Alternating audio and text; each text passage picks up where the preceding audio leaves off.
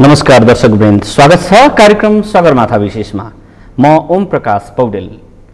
नेपालको संविधान 2072 को कार्यान्वयनसँगै सम्पन्न नेपालको स्थानीय तहको निर्वाचन मार्फत निर्वाचित जनप्रतिनिधिज्यूहरूको यस कार्यकालको यति बेला अन्तिम वर्षमा उहाँहरूले आफ्ना कार्यक्रमहरूलाई अगाडि बढाइरहनु भएको छ। आम पालिकावासीहरू समक्ष थुप्रै काम गर्ने प्रतिबद्धता सहित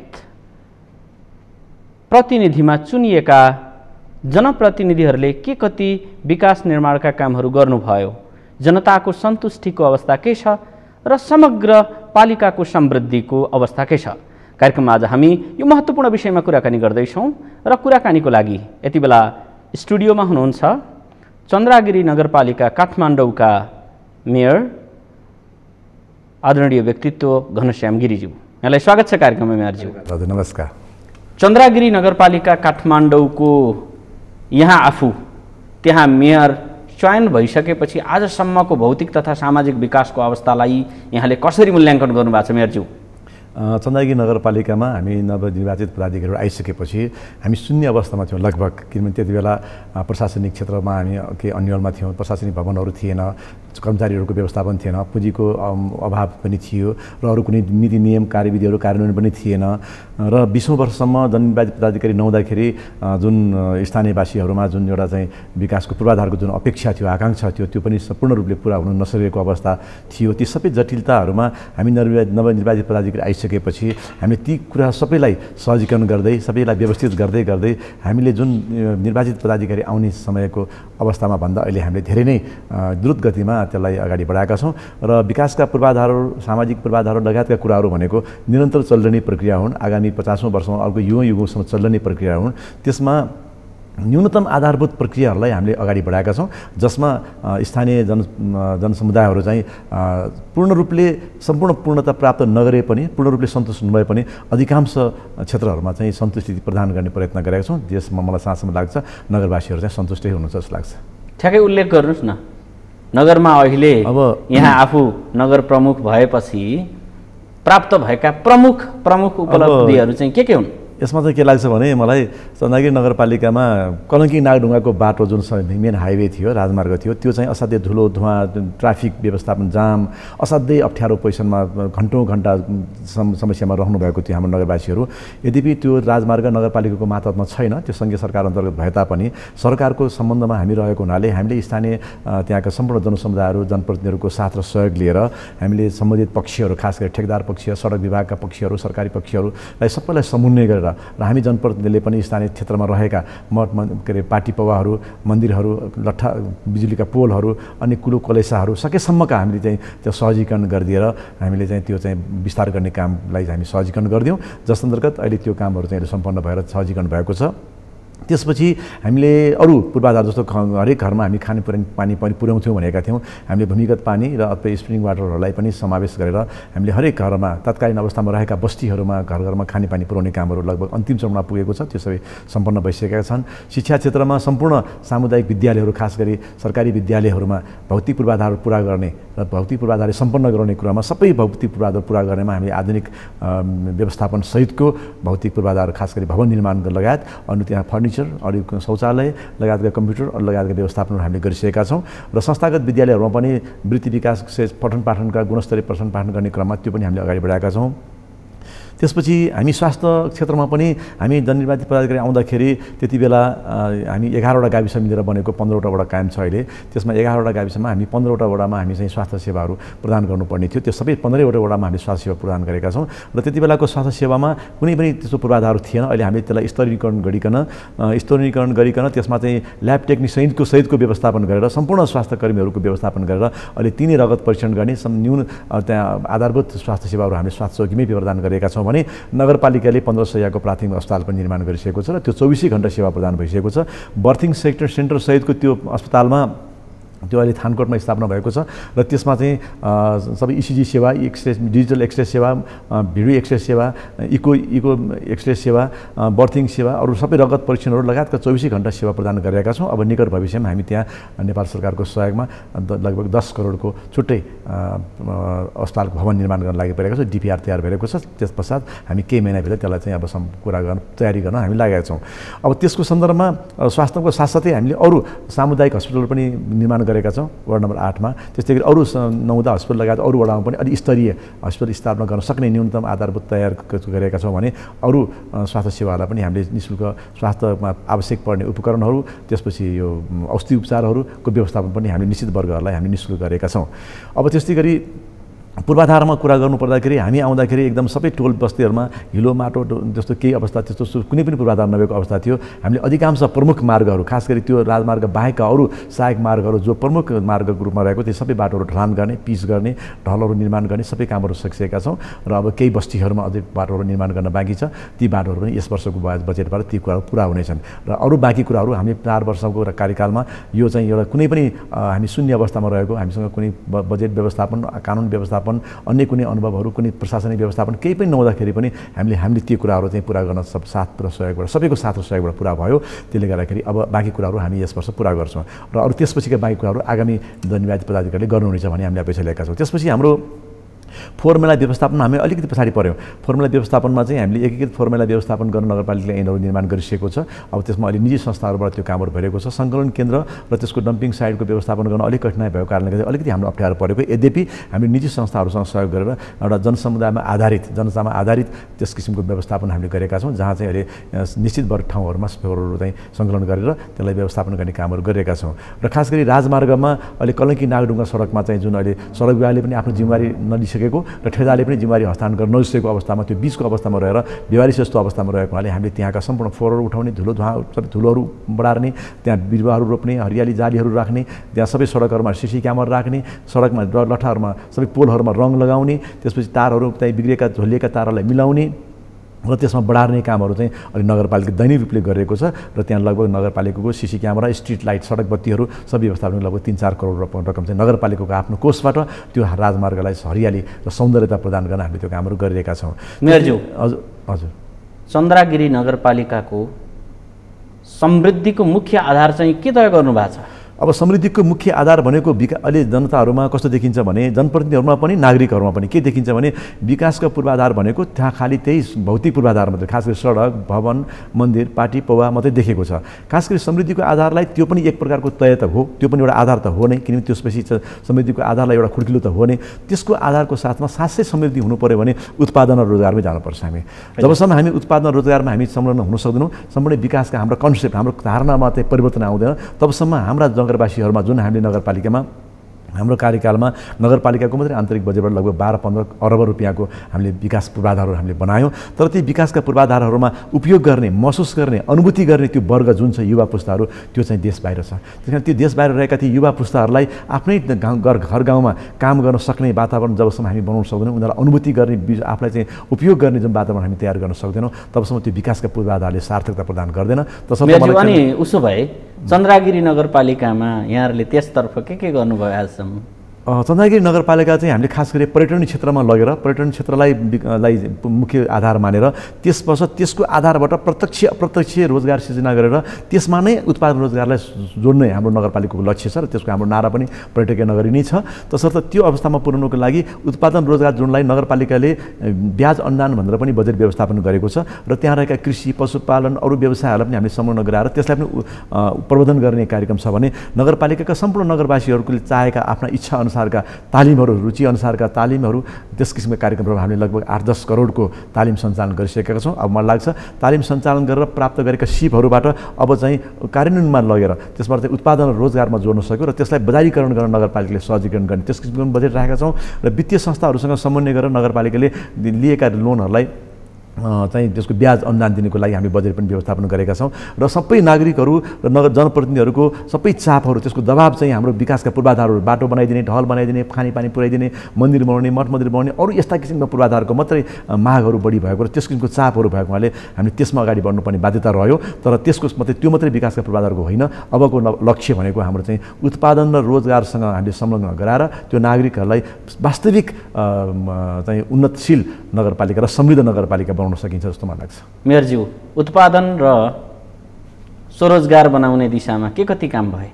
उत्पादन रोजगार क्षेत्रमा हामीले त्यही त उहाँहरूलाई जुन अहिले काम गरिरहनु भएको छ आफ्नो रुचि अनुसारको तालिमहरू सञ्चालन गरिदिने, उहाँलाई बजारीकरणको लागि हामी सहजीकरण गरिदिने, त्यसको उद्यमशीलता तालिमहरू लगेर उहाँलाई चाहिँ व्यवस्थापनमा कसरी व्यवस्थापन गर्ने भन्ने गरिदिने, त्यस किसिमको चाहिँ कार्यक्रमहरू रहेको छ। तर खास गरी हाम्रो नगरपालिका अर्बान क्षेत्रको नगरपालिका भएको कारणले गर्दाखेरि सानोतिनो कामहरूमा अझ पनि नागरिकहरू चाहिँ अलि संलग्न नभएको हो कि जस्तो पनि देखिन्छ। यद्यपि सम्पूर्ण न्यून आय भएका र त्यस किसिमको रोजगारमा अलि संलग्न हुन चाहने वर्गहरूलाई चाहिँ हामीले सम्बोधन गरेको छौँ। उहाँहरूलाई विभिन्न किसिमका अनुदानहरूको व्यवस्थापन गरेर र त्यस किसिमको तालिम सञ्चालन गरेर नगरपालिकाले सहजीकरण गर्ने कार्यक्रम पनि गरेको छ र बजारीकरणको व्यवस्थापनको लागि उत्पादनलाई मात्रै तपाईँले जोडिराख्दाखेरि के आजको समस्या उत्पादन मात्रै हो? बजारीकरणमा समस्या छैन? त्यही त भन्दैछु म। बजारीकरण उत्पादन गर्यो नागरिकहरूले, जस्तो हामीले कुनै अचार तालिम दियौँ अथवा साबुन बनाउने तालिम दियौँ, कुनै विभिन्न किसिमका तालिमहरू दियौँ, त्यसको बजारीकरण चाहिँ भएन। त्यही कारण बजारीकरणमा चाहिँ अब हामीले नगरपालिकाले एउटा बजारी केन्द्रको लागि हामीले नगरपालिकाले बजेट व्यवस्थापन गरेका छौँ र त्यो बजेट व्यवस्थापन गरेर अब हामीले चाहिँ आफ्नै नगरपालिकाको नयाँ बनाएको बिल्डिङ छ हाम्रो अहिले 25 करोडको लगानीमा, अब 2-4 महिना 5-6 महिनामा तयार हुन्छ त्यो बिल्डिङमा। हामी आफ्नो प्रशासनिक क्षेत्र हामी त्यहाँ सर्दैछौँ र त्यसको क्षेत्रमा पनि हामीले केन्द्रीय बजार पनि त्यहाँ व्यवस्थापन गरिदिने र विभिन्न मुख्य बजारहरू पनि नगरपालिकाले आफ्नो कोठा भाडा लिएर त्यहाँ चाहिँ कर्मचारी व्यवस्थापन गरेर टेलिफोन पानी सबै व्यवस्थापन गरेर उत्पादित बजारीबाट उत्पादन भएका नागरिकहरूले उत्पादन गरेको वस्तुलाई त्यहाँ डिस्प्ले गर्ने, सो गर्ने र त्यसबाट बिक्री गर्ने र बिक्री गरेको सो आम्दानी चाहिँ हामीले सम्बन्धित उपभोक्तालाई सम्बन्धित चाहिँ उत्पादनकर्तालाई दिने र त्यसपछि त्यो केन्द्रीय रूपमा यो सबै कुराहरू भइसकेपछि ठाउँ अरू मुख्य बजारमा लाने, त्यो बजारमा पनि सफल भइसकेपछि हामी केन्द्रीय बजारहरूमा खास गरी डाउनटाउनमा सहरी बजारका मुख्य मलहरूमा सब डिपार्टमेन्ट स्टोरहरूमा हामीले त्यो पुर्याउन सक्यो भने त्यो बजारीको चाहिँ त्यो सम्बन्धित ठाउँमा पनि पुग्छ भन्ने हाम्रो लक्ष्य छ। त्यस कारणले अहिले सबै नागरिकहरूको चाहिँ खालि पूर्वाधारतिर मात्रै लक्षित भएकोले हामी त्यो कुरामा अलिकति पछाडि परेका छौँ। अब त्यसतर्फ हामीले अगाडि कार्यक्रमहरू बढाएको छ र त्यसको बजेट पनि व्यवस्थापन गरेका छौँ। अहिले चाहिँ चन्द्रगिरी नगरपालिकाको अहिलेको आन्तरिक स्रोत मुख्य चाहिँ के छ? अब चन्द्रगिरी नगरपालिकाको आन्तरिक स्रोत भनेको हाम्रो त्यही साबिक बमोजिम चलिरहेका रजिस्ट्रेसन दस्तुरहरू अनि घर नक्सा पासहरू र घर सम्पत्तिका करहरू, घरबाल करहरू, यिनीहरू कल कारखाना करहरू, यिनीहरू नै करहरू हुन्। तर मलाई के लाग्छ भने चन्द्रगिरी नगरपालिकामा अझ पनि हामीसँग त्यो व्यवस्थित ढङ्गले प्रविधियुक्त राजस्व सङ्कलन गर्ने कार्यक्रमहरू नभइसकेको कारणले गर्दाखेरि अझ पनि हामी परम्परागत ढाँचामा त्यो राजस्व सङ्कलन भइरहेको छ। यद्यपि हामीले हाम्रो नगरपालिकामा चाहिँ राजस्व सङ्कलन र इन्ट्री गर्ने प्रक्रिया चाहिँ हामीले अनलाइन मार्फत र त्यो प्रक्रिया कम्प्युटर मार्फत हामीले गरिसकेका छौँ प्रविधि मार्फत नै। तर मलाई के लाग्छ भने हामीले बाह्य स्रोत पनि जुटाउन सक्यो भने मात्रै नगरपालिकाको विकासले द्रुत गतिले जान सकिन्छ। त्यस अन्तर्गत हामीले अन्य स्रोत जुटाएका छौँ। हामीले रजिस्ट्रेसन दस्तुरमा नगरपालिकाबाट जे जति आन्तरिक स्रोत छन् भनेर सङ्केत गर्नुभयो, नगरभित्र रहेका पर्यटकीय क्षेत्र के कति छन्? नगरपालिकामा प्रमुख पर्यटकीय क्षेत्र भनेको अहिलेलाई धार्मिक पर्यटकीय क्षेत्र हामीसँग 3वटा छ। एउटा चाहिँ मच्छे नारायणको मेला लाग्छ, जसले हरेक 2 वर्षमा 25 लाखभन्दा बढी भक्तजनहरू आउनुहुन्छ। माता तीर्थ मेलामा चाहिँ 10 लाख पर्यटक आउनुहुन्छ हरेक वर्ष माता तीर्थ औँसीको बेलामा। इन्द्रदहको मेलामा लाग्छ, त्यहाँ 10 लाखौँ भक्तजनहरू आउनुहुन्छ। त्यो धार्मिक पर्यटकको रूपमा छ भने सातगाउने जात्रा, थानकोट, बालुम्बु लगायतका महालक्ष्मी जात्रा, अरू क्षेत्रको जात्राहरूबाट पनि धार्मिक पर्यटकहरू प्रशस्त मात्रामा आउनुहुन्छ भने चन्द्रगिरी नगरपालिकामा रहेको Chandragiri cable car, Chandragiri hills रिसोर्टमा भएका पर्यटकीय क्षेत्र, त्रिभुवन पार्क लगायत अरू भ्यू लगायत अरू पार्कहरू जुन नगरपालिकाले हरेक वडामा पार्कहरू निर्माण गरेको छ, उद्यानहरू तयार गरेको छ, त्यसमा आउने पर्यटकहरू र पिकनिक आउने र अरू क्षेत्रमा घुमफिर गर्न आउने पर्यटकहरूको प्रमुख आधार मानेर त्यसमा संलग्न भएका व्यवसायहरू, खास गरी होटल, रिसोर्ट, रेस्टुरेन्ट, लज, त्यसपछि त्यससँग आबद्ध रहेका अरू कृषि उपजहरू, अरू व्यवसायहरू, त्यस अन्तर्गत सम्बद्ध व्यवसायहरू चाहिँ त्यस अन्तर्गत चलेको छ र नगरपालिकाले त्यसलाई प्रबन्धन गर्न, त्यस किसिमको व्यवस्थापन गर्न पर्यटकीय सर्किटको रूपमा अवस्था विसर्जना गर्दै नगरपालिकामा आएका सम्पूर्ण नागरिकहरूलाई, त्यस किसिमका आएका पर्यटकहरूलाई चाहिँ कमसेकम पनि 1 दिनको 2 दिनको बसाइ लम्ब्याएर त्यसमा चाहिँ त्यस नगरपालिकाभित्र रहेका उत्पादित वस्तुहरूलाई पनि त्यहाँ बजारीकरण हुने, त्यहाँ बिक्री वितरण हुने र त्यसको चिनोको रूपमा एउटा कोसेलीको रूपमा लान सक्ने त्यस किसिमको उपजहरूलाई पनि त्यहाँ हामीले डिस्प्ले गर्ने र सम्बन्धित बजारी केन्द्रहरूमा त्यो किसिमको व्यवस्थापन गर्न हामी अगाडि बढिरहेका छौँ अहिले चाहिँ। अनि यहाँहरूले नगरको समृद्धिका क्रममा जो पर्यटनको कुरालाई जोड्नुभयो कि यसको आन्तरिक आम्दानीको स्रोत चाहिँ कति जति छ? यसबाट नगरको समृद्धिमा यहाँहरूले बजेट खर्च गरिराखेकै अवस्था होला। हामीलाई आन्तरिक आम्दानीको स्रोत मैले यहाँलाई सोधिराख्दा पर्यटनलाई जोड्नु भएन। पर्यटकलाई आम्दानीको स्रोतमा हामीलाई त्यहाँ आउने ट्याक्सहरू नै सबभन्दा महत्त्वपूर्ण कुरा हो। अहिले चन्द्रगिरी हिल्सबाट आउने ट्याक्स जुन त्यो एउटा महत्त्वपूर्ण अहिले प्रमुख त्यो छ, त्यहाँबाट आउने रकम छ। त्यसपछि अरू क्षेत्रबाट आएका होटल रिसोर्ट त्यसको सम्बन्ध र अरू क्षेत्रमा रहेका धार्मिक र पर्यटकीय क्षेत्रहरूमा रहेका पिकनिक क्षेत्रहरूमा रहेका होटल रिसोर्टबाट आउने करहरू त्यो नै हामीले रहेको छ। र अहिले हामीले प्रमुख भनेको अहिले नगरपालिकामा ती सबै कुराहरूको व्यवस्थित भएर तैपनि हामीले पर्याप्त रूपले भएको छैन। त्यसले हामीले नगरपालिकामा अहिले बाह्य स्रोतहरूलाई पनि हामीले आन्तरिकलाई चाहिँ जोडेका छौँ, जसमा रजिस्ट्रेसन दस्तुरमा हामीले नगरपालिकाले कर दर रेट काम गरेर अहिले महिनाको 5-6 करोड रुपियाँ हाम्रो नगरपालिकामा मासिक रूपले आम्दानी भएको छ र 2 वर्षमा लगभग 80 करोड रुपियाँ रकम आएको छ। अब आउने क्रम छ र अरू क्षेत्रबाट पनि हामीले बाह्य स्रोत जुटाएर हामीले आन्तरिक स्रोतलाई मजबुत गराएका छौँ। मेयरज्यू, चन्द्रगिरी नगरपालिकाको विकासका लागि अहिलेका समस्या चाहिँ के हुन्? समस्या भनेको चाहिँ मेन आर्थिक स्रोतकै कुरा हो। त्यसमा हामीले सङ्घ, प्रदेश र स्थानीय तह सबैलाई सम्मेलन गरेका छौँ र अरू सम्बद्ध पक्षहरू, सङ्घ संस्था, अरू चाहिँ त्यस किसिमका सम्बद्ध उच्च पदस्थ रहनुभएका हाम्रा महानुभावहरूलाई पनि हामीले सम्मेलन गराएका छौँ, जसरी जहाँबाट पहलबाट जसरी हुन्छ नगरपालिकाको विकासको लागि हामीले चाहिँ विकासको पूर्वाधार तयार गर्नको लागि, सामाजिक विकासको लागि हामीले आर्थिक स्रोत जोड्ने क्रम विभिन्न क्षेत्रबाट भइरहेको छ। बाह्य अन्तर्राष्ट्रिय क्षेत्रबाट पनि सहयोग प्राप्त भइरहेको छ। ती भएका स्रोतहरूलाई हामीले मजबुत गर्दै अब आगामी दिनमा नगरपालिकाको विकासको लागि चाहिँ अगाडि जान जरुरी छ र त्यसमा हामी केही कमी कमजोरी भएको छ। कमी कमजोरी भन्नाले हाम्रो विकासको अगाडि बढाउने क्रममा जुन नगरपालिकामा त्यस्तो साधन स्रोतको कमी र अन्य व्यवस्थापनको पनि बुझाइमा कमी हुँदाखेरि केही ढिलाइहरू भएको हो। तर यद्यपि अहिले चाहिँ अभ्यस्त भइसक्नु भएको जनप्रतिनिधिहरू, नागरिकहरू पनि अभ्यस्त भइसक्नु भएको छ। अब चाहिँ समृद्धताको लागि चाहिँ त्यो अगाडि बढ्छ जस्तो मलाई लाग्छ। नगरवासी के कति सन्तुष्ट हुनुहुन्छ यहाँको कामप्रति? मलाई लाग्छ नगरवासीमा जुन मलाई त्यस्तो किसिमको आक्रोश विरोध त्यस्तो देखेको छैन जस्तो लाग्छ मलाई। यद्यपि सबैलाई सन्तुष्ट गराउन सक्ने त त्यो सम्भावना रहँदैन त्यो, किनभने विकासका कुराहरू र आफ्ना रुचि आवश्यकता कुराहरू भने निरन्तर चल्ने प्रक्रियाहरू हुन्। त्यो निरन्तर चल्ने प्रक्रियामा सम्पूर्ण कुराहरू एकैपटक 4 वर्षमा सम्पूर्ण कुरा सम्पन्न भइदिएको त विकासको त एउटा गति नै रोकिन्छ। त्यस कारण विकासका आजभन्दा 50 वर्ष अगाडि रहेका विकासका पूर्वाधारका अपेक्षाहरू र अहिले भएका 50 वर्ष पछिका अहिले अपेक्षाहरू फरक छन् र अब आउने 50 वर्ष पछिका अपेक्षाहरू फरक हुन्छन्। त्यति बेला हामीलाई गोरेटो बाटो भए पुग्दथ्यो, सानो ढुङ्गे धारा भए पुग्दथ्यो। मैले भनेको चाहिँ विकासका पूर्वाधारमा न्यूनतम आधारभूत जुन अहिलेको अपेक्षा छ, जुन नगरवासी सन्तुष्ट छैनन् भन्न खोज्नु भएको? छन् नगरवासी सन्तुष्ट छन्, तर पूर्ण रूपले सन्तुष्ट हुनलाई त अझ धेरै कामहरू गर्न बाँकी छ। ती कुराहरू अब चाहिँ सामाजिक विकासका कुराहरू छन्। अब चाहिँ उत्पादन रोजगार मैले अहिले जोडिहालेँ। त्यसपछि अब सुव्यवस्था, सुशासन, सरसफाइ, त्यसपछि अरू कानुन सम्मत, भ्रष्टाचार रहित, छिटो छरितो सेवा, यी कुराहरू चाहिँ चाहिन्छ। जनताले चाहेको कुराहरू छिटो सेवा पाउनु पर्यो, ढिला सुस्ती हुनु भएन। त्यहाँ भ्रष्टाचार अनियमितता कस्तो छ चन्द्रगिरीमा? अब चन्द्रगिरीमा सबै नगरपालिकाहरूमा र देशमा जस्तो अवस्था छ चन्द्रगिरी नगरमा त्यसबाट अछुतो त छैन। त्यसमा पनि केही कुराहरू त्यो कमी कमजोरी रहेको छ। तर पनि हामीले प्रविधियुक्त व्यवस्थापन गरेर जानु जरुरी छ। त्यसमा मैले 3वटा कुरामा मैले महत्त्वपूर्ण कुरा मानेको छु। त्यसमा नागरिक जो हामी नगरवासी हुनुहुन्छ उहाँहरूको सचेतता, खबरदारी, त्यसपछि जनप्रतिनिधिको इमान्दारिता र कर्तव्यनिष्ठता र प्रशासनिक क्षेत्रका चाहिँ म चाहिँ आफ्नो चाहिँ निष्पक्षता र त्यो चाहिँ पारदर्शिता, त्यो 3वटाको संयोजनबाट मात्रै हाम्रो चाहिँ नगरपालिका व्यवस्थित ढङ्गले अगाडि जान्छ जस्तो लाग्छ र नेपालभरि पनि अन्त पनि त्यही हो जस्तो लाग्छ मलाई। मेयरज्यू, अहिले नगरमा कोभिड विरुद्धको खोपको अवस्था के हो? कति नागरिकले लगाएको? लगभग हामी कहाँ चाहिँ धेरै नागरिकहरूले लगेर लगाइसक्नु भएको छ हाम्रो नगरपालिकामा, होइन? हामीले पहिलो खोप, दोस्रो खोप गरेर धेरै लगाइसक्नु भएको छ। अस्तिको पटक पनि हामीले पहिलो खोप लगाइसकेको लगभग 10,000 भन्दा बढी जनसङ्ख्याले लगाइसक्नु भएको थियो विभिन्न उमेरका। अब पनि अर्को दोस्रो खोप पनि लगाइसक्नु भएको छ। त्यहाँले अब विभिन्न खोपमा नेपाल सरकारले उपलब्ध गराएको खोपहरूलाई हामीले व्यवस्थित ढङ्गले प्रत्येक वडामा, सुरुमा चाहिँ हामीले केही निश्चित वडाहरूलाई मात्रै केन्द्रित गरेका थियौँ। अहिले चाहिँ प्रत्येक वडामा नै खोप केन्द्र व्यवस्थापन गरिदिएका छौँ। नागरिकहरूले आफ्नो वडामा गएर सहजीकरणका साथ खोप लगाउने व्यवस्थापन भएको छ। त्यसमा चाहिँ अब सङ्ख्याको रूपले नेपाल सरकारले कति सङ्ख्यामा हामीलाई उपलब्ध गराएको छ त्यो सङ्ख्या र त्यो उमेर वर्गको लागि चाहिँ हामीले खोप उपलब्ध गराएको छौँ। जबसम्म हामी नगरपालिका मात्रै होइन, हाम्रो नगरपालिकामा बाहेक अरू पालिकामा रहेका नागरिकहरूले पनि हाम्रो पालिकामा बसेपछि त्यहाँ उहाँले चाहिँ त्यहाँ पनि लगाइरहनु भएको छ। कहिलेसम्म सम्पन्न हुन्छ सबै नगरवासीलाई खोप? नगरवासीलाई अब नेपाल सरकारले उपलब्ध गराइदियो भने असोज कार्तिकसम्म सबै सम्पन्न हुन्छ कि भन्ने हाम्रो अपेक्षा हो। अब त्यसमा चाहिँ नेपाल सरकारले खोप उपलब्ध गराउने सङ्ख्यामा निर्धारण गर्छ। मेयरज्यू, मैले यहीँ हजुरलाई रोकेँ। चन्द्रगिरी नगरपालिकाको विकासको लागि के योजना बनाउनु भएको छ हजुरले? अब चन्द्रगिरी नगरपालिकाको विकासको लागि हामीले निश्चित योजनाहरू जस्तो खास गरी बाटोको पूर्वाधार प्रमुख रह्यो।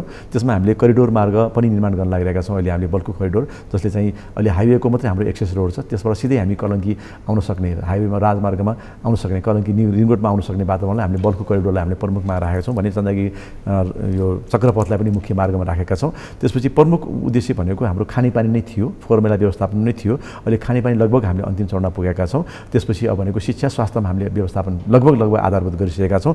अब भनेको चाहिँ सुव्यवस्थापन सुशासन कायम गर्ने, त्यसमा अब हामीले GPS GIS प्रणाली मार्फतको डिजिटल नगर प्रोफाइल तयार गर्ने हाम्रो प्रमुख उद्देश्य रहेको छ। अन्तिम उद्देश्य त्यो चाहिँ अब केही ढिलाइ भएर प्रशासनिक ढिलाइ अथवा केही अप्ठ्यारो परेर हामीले 1 वर्ष हामीले त्यसलाई तुरुन्तै लागू गर्न सकेनौँ। अब भोलि पर्सि 1 हप्तामा यो कम्प्लिट हुनेछ। त्यसपछि ठेक्कामा प्रक्रियामा गइसकेपछि, टेन्डरमा गइसकेपछि अबको केही महिनाभित्रमा सम्पूर्ण नगरपालिकामा GIS प्रणाली मार्फत, जियोग्राफिकल इन्फर्मेसन सिस्टम मार्फत GPSले एकदम पूर्ण रूपले चाहिँ डिजिटल प्रणाली भइसकेपछि नगरवासीले सबै अनलाइन मार्फत, मोबाइल मार्फत सबै सेवा प्रदान र लिने दिने कामहरू हुनसक्छ। त्यसपछि चाहिँ वास्तविक आधुनिक प्रविधियुक्त नगरपालिका हुन्छ जस्तो मलाई लाग्छ। मेयरज्यू, तपाईँ त्यस क्षेत्रको एकजना लोकप्रिय जनप्रतिनिधि हुनुहुन्छ, मेयर हुनुहुन्छ। कार्यकाल दोहोर्याउने नदोहोर्याउने सम्बन्धमा के सोच्नु भएको छ? मैले अहिले खासै त्यस्तो मैले सोचिसकेको अवस्था त छैन, तर अब मलाई उम्मेदवार बनाएर पठाउँदाखेरिका हाम्रो जुन नागरिकहरूको धारणा, त्यसपछि दलको धारणा के छ धारणा? म नेपाली काङ्ग्रेसको तर्फबाट उम्मेदवार भएको हो र त्यसमा चाहिँ नगरवासीहरूले मलाई साथ दिनुभएको छ। अब पार्टीले गरेको निर्णयमा पनि भर पर्छ, तर मलाई चाहिँ अब नगरवासीको धारणा र पार्टीले गर्ने धारणामा जे जस्तो किसिमको चाहिँ उपलब्ध कार्यक्षेत्रमा खट भन्नुहुन्छ म त्यही अनुसारै खट्न तयार छु। मलाई चाहिँ खालि त्यस्तो धारणा बनाएको छैन, तर मलाई चाहिँ म सङ्घीयमा नै जाने मेरो अन्तिम लक्ष्य छ। तर त्यस्तो भएन भने म यसैमा पनि दोहोर्याउन सक्छु। हामी कुराकानीको अन्त्यतर्फ छौँ। मेयरज्यू, कुराकानीको क्रममा मैले हजुरलाई सोध्न छुटाएको र भन्न मन लागेको केही त्यस्तो विषय, प्रसङ्ग, सन्दर्भ, कुराकानी थियो कि? मलाई त के लाग्छ भने हामी आउँदाखेरि प्रशासनिक भवनहरू कुनै पनि थिएन। वडा कार्यालयहरू मर्ज भएर एक दुई ठाउँमा एउटै कोठामा 3-3जना वडा अध्यक्षहरू बसेर काम गर्ने पर्ने अवस्था थियो। त्यो हाम्रो कार्यकालमा कम्ती पनि चुस्त प्रशासन व्यवस्था सरलीकरण गर्नको लागि प्रत्येक वडामा नै हामीले वडा कार्यालय सहजीकरण गऱ्यौँ, व्यवस्थापन गऱ्यौँ। त्यसमा चाहिँ अहिले लगभग 3वटा वडा मात्रै कार्यालय भवन बनाउनु बाँकी छ। त्यो पनि प्रक्रियागत ढङ्गले अगाडि बढिसकेको छ। सबै अरू वडा कार्यालय बनिसकेको छ भने प्रशासनिक भवन लगभग अहिले 25 करोड जति लागत खर्च हुन्छ हामीलाई। त्योभन्दा लाग्छ होला लाग्छ मलाई। त्यो प्रशासनिक भवन हामीले तयार गरिसकेका छौँ। अब 5-6 महिनाभित्रमा त्यो तयार हुनेछ र त्यो भवन तयार भइसकेपछि जुन अहिले नागरिकहरूले एकदम एउटा अप्ठ्यारो ठाउँमा एउटा कन्जस्टेड एरियामा बसेर जुन कामहरू गरिरहेको छ त्यसलाई त्यहाँ सुव्यवस्थित ढङ्गले प्रविधियुक्त ढङ्गले हामी त्यो अगाडि बढाउँछौँ र नगरपालिकालाई हराभरा स्वस्थ स्वच्छ र रमणीय बनाउँदै प्रविधियुक्त बनाउँदै सम्पूर्ण सुरक्षा व्यवस्थापनलाई मजबुत गराउँदै सबै नगरवासीलाई बिजुली बत्ती, यो इन्टरनेटको व्यवस्थापन, फ्री वाइफाई, त्यस्तै गरी सडक बत्ती लगायत त्यो CC क्यामेरा र सडकका सुधारहरू गर्दै नगरवासीलाई कम्तीमा पनि 4 वर्ष अगाडिको नगरपालिका र हामी अन्तिम अवतरण गर्दाखेरिको नगरपालिका चाहिँ यो कुरामा फरक छ भन्ने महसुस हुने खालको परिवर्तन हुनेछ। हस् मेयरज्यू, मैले हजुरलाई यहीँ रोकेँ। यो महत्त्वपूर्ण समय अनि संवादको लागि यहाँलाई धेरै धेरै धन्यवाद। धन्यवाद। म पनि चन्द्रगिरी नगरपालिकाको तर्फबाट सगरमाथा टेलिभिजन परिवारलाई हार्दिक आभार व्यक्त गर्न चाहन्छु। धन्यवाद। उहाँ हुनुहुन्थ्यो काठमाडौँको चन्द्रगिरी नगरपालिकाका मेयर, त्यस क्षेत्रका एकजना लोकप्रिय जनप्रतिनिधि घनश्याम गिरिज्यू। उहाँसँग गरिएको कुराकानीसँगै कार्यक्रम सगरमाथा विशेषको समय सकिएको छ। हेरेर साथ दिनुभएकोमा तपाईँलाई धन्यवाद। म ओम प्रकाश पौडेल बिदा भएँ। नमस्कार।